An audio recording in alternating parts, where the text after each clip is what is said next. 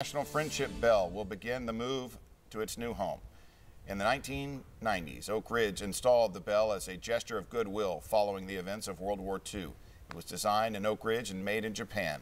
The bell is now going to AK Bissell Park. A forklift will move it to a temporary spot near the site of the new Peace Pavilion. It will eventually be hung inside that pavilion. As students